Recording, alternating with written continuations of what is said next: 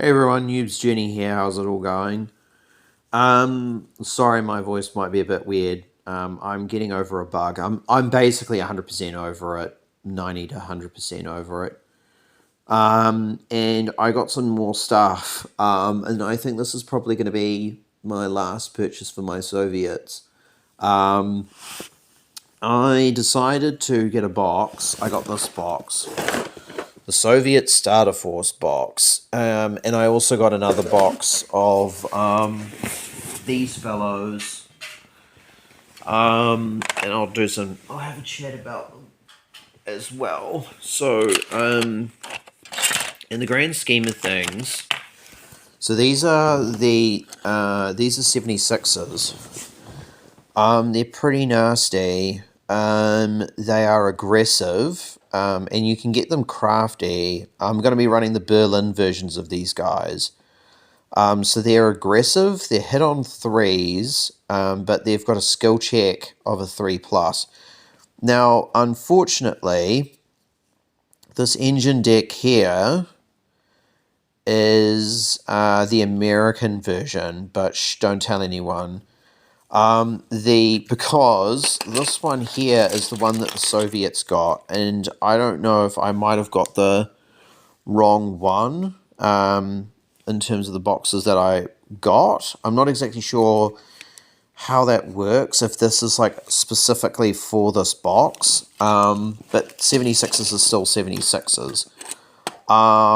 And so anyway, I got a box of those. So I have a grand total of 9, which means, and this is my plan, to maybe in the tourney coming up later this year, is to run 2 units of 4 in an HQ. So the other things that I also got is these howitzers. These bad boys, they're quite good. Oh yeah, and I'll do an update on my IS-2s as well. So these are really nasty. They are aggressive. They're hit on threes. They're crafty skill. So they're ranging in on threes, but they've got a 2 plus firepower, these guys. So they're really good at killing infantry and dumping out a huge amount of shots. Maybe not a huge amount of shots, but like if they go up against infantry, they'll be able to do quite a bit of damage, get quite a lot of pins. But anyway, the 76, this will be a little bit rambly, so apologize. So the 76s, these things they're quite good. They're a little different to T-34s in the sense that I think I think they've got similar front armor. I think the T-34 has more side armor than these guys. So the T-34 is a lot faster than the Sherman 76. But the difference between these are a lot slower than T-34s, but they do have a bigger gun. In the sense that this one has more range than a T-34. A T-34 I think is 6 inches less. Their halted rate of fire 2, which is pretty nice. And they can do quite a bit of damage against bigger tanks. I think a squad of 4 is 20 points, which is like in and around their veteran stats. So they're not veteran stats, but their 5 points per tank isn't too bad. Then you have these guys. So this is a World of Tanks model. This is an SU-100. I've got enough to build a unit of 4 of these. These are quite good. They have AT-15, which means that it's a lot of anti-tank. These guys are kind of like Russian Panzer 470s. They can dump out a lot of firepower in terms of their gun. Their gun is very, very powerful. If it hits something, high chance it's going to die. Excuse me. I think these guys are hit on falls in Berlin, so they've got a bit of resilience to them. The problem these guys have is that they're overworked. which is not good.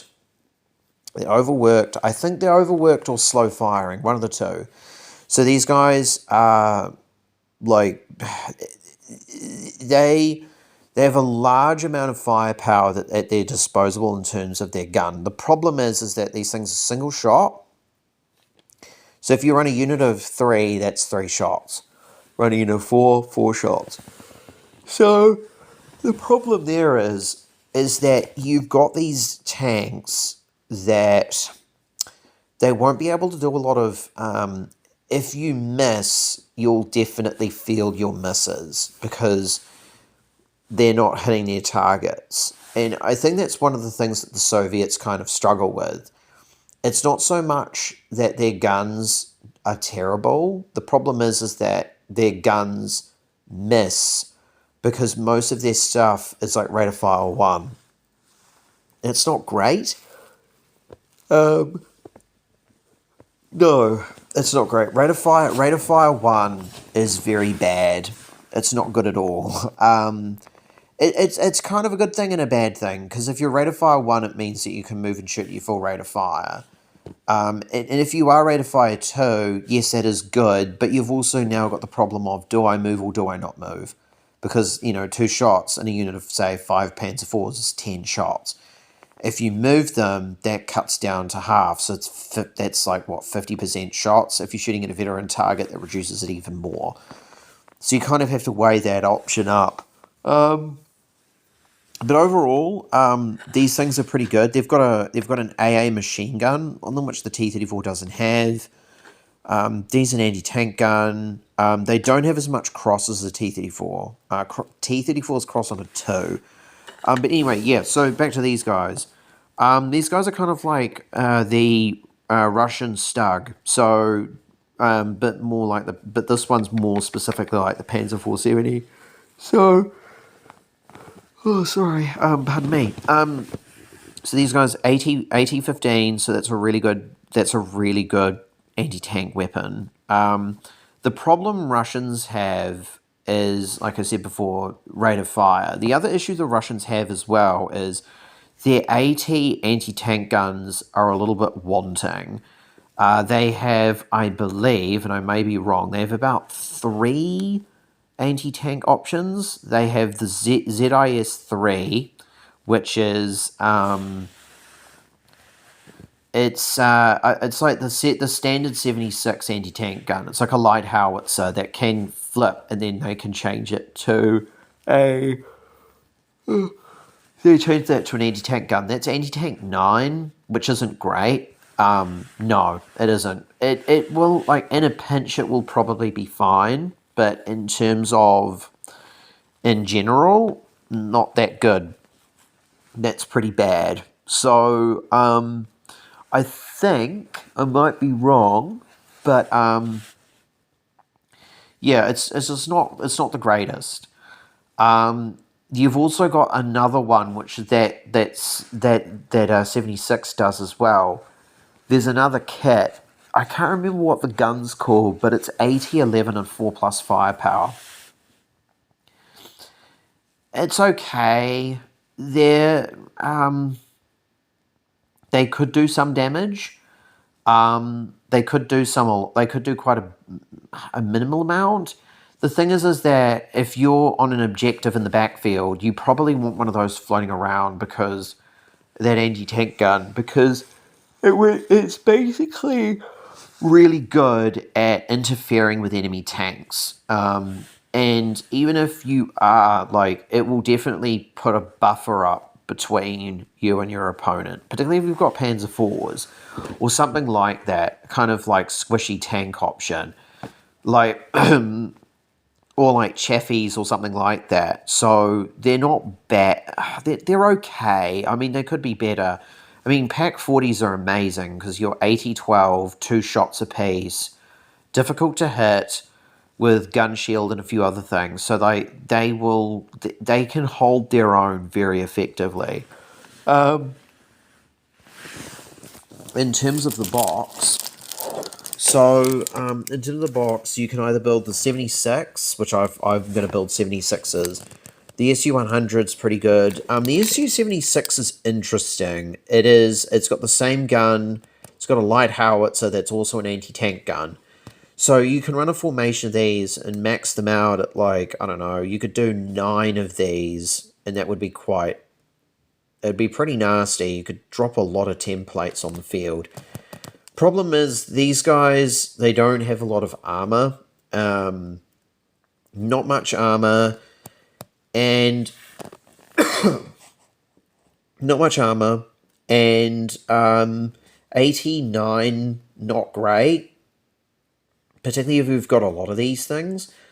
It will be very good against infantry, because you just artillery shot everybody. But I have to say, I've split that box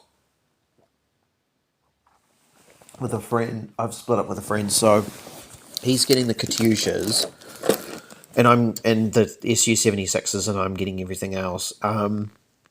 So I've already got Katyushas, so I don't need more. The other stuff in the box, the T-70 is quite interesting. I've built them and they're over there. The T-70 is interesting. It's a little tank. It's a little teeny tiny tank. And I think some people might get the idea that it's useless, but I can kind of see what it's there for. And I think what it's probably there for is to tie up infantry and be annoying. And what I mean by that is that this thing has a grenade, like, this thing has, like, an anti-tank gun of, like, 7. It's not great. It's pretty awful. It's not killing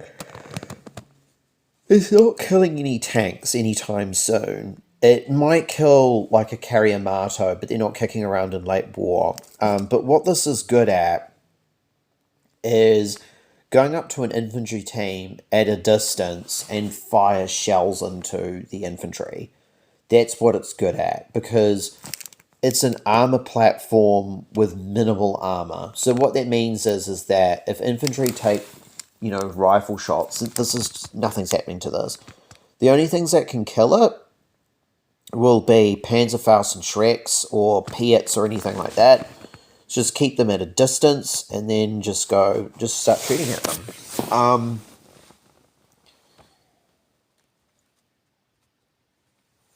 This other unit here is the ZSU self-propelled anti-aircraft gun. This thing is pretty good. It's just your standard half-track, not much armor, but it's got these quad machine guns on it to shoot at aircraft. In the games that we play in Auckland, no one really uses aircraft. These things will be very good at killing infantry and pinning them down, because Russian infantry are really good in assaults. Russian infantry are very good in assaults. A lot of the units are hitting on, they assault on 2s, which is really good. Assaulting on 2s is very powerful. And they could do some serious damage to anything. A lot of different things. I reckon they would kind of struggle against, say, Churchill's or Stalin tanks, stuff that's like designated infantry killers. But the infantry are pretty nasty, and I think that clearing the other infantry out of the way with some of these and getting pins, very good. Katyushas are very good, lots of salvo, which is always nice. They don't do a lot of damage, but they do get out a lot of pins, so that's also pretty helpful. The Russian infantry are very good. It is a little disappointing that that Battlefront never put, Panzerfausts in there. Russians did capture them en masse and then used them en masse. They were really good. They were cheap, they were effective. The Germans made a lot of them. The Russians were like, thanks, Germans, we'll just steal them. Overall, what do I think of this box? I think it's a good box. This is normally $100. This is normally $200. If you get it at Mighty Ape, it's about $200. If you get it from the bunker, which is Flames of War Direct in New Zealand, that's the howitzer. I think I've already showed you guys that. If you get it from Mighty Ape Direct, that's about $200. If you get it from these guys, it's $140. But I got this kit for $112, so I'm really happy with that. It's like $28 off, which is not bad at all. Yeah, I think that Russian Shermans are kind of an underrated list, in my opinion, because most people, when they think of Russians, they always think of T-34s. They are ubiquitous. But yeah, no. So these are my tanks. So I'm really happy with how these have gone. So I haven't done the rust washes on these tanks, but I have on these dudes. So yeah, this guy was my first. So I'm pretty happy with how this guy's turned out. Oh yeah, I missed a bit of the decal, unfortunately. But yeah, they're quite muddy and dirty. These things are really good. I really hope to use them sometime soon. The Stalin tanks, I think, have turned out pretty nicely. There's still quite a bit to go. I still have to matte varnish them and paint the crew member properly. But overall, I think Russians are going to have they're going to be a really fun little army to play. Very different from playing Germans. I think these guys are going to be quite tricky to learn how to play. +1 to hit when they move because they're slow firing. But I reckon they could be I reckon they'll be fun. They will do a lot of damage to infantry, and with a couple of lucky shots here and there, these guys could do quite a lot of some real nasty stuff to opposing tanks. And I'm going to see if I can try and get a game in soon. But yeah, I think things are going pretty good in terms of the force. Yeah, I'm really enjoying it. I'm going to a tournament in October, which should be fun. I played a game recently, and it was a really tight game. Not exactly clear who won because it's draws instead of losses. I mean, they just have losses instead of draws. But overall, I thought I had a really good game. At the moment, I'm just sort of tinkering around and playing with different things. So this time around, I used some Panzer 470s and some Hornets. Yeah, and went okay. Could have been a little bit better. Should have been a little bit more aggressive in terms of moving stuff around. But overall, yeah, no, I think that the Panzer 470s are good. The problem they have is that they're very expensive because they're 80-14 guns. And Hornets aren't cheap either. I had 2 of them for 16 points, so they're not cheap. But yeah, no, these things are really cool. Stalins are fantastic, and I love them quite a bit. I think they're one of the cooler units that the Russians can get. But anyway, it's almost midnight here. I've rambled on for long enough. Yeah, I'm hoping to chuck up another video soon, do some more work on these guys. They're almost all done, which I'm pretty happy with. And yeah, I'll talk to you guys later. Stay safe out there, and I will catch you later.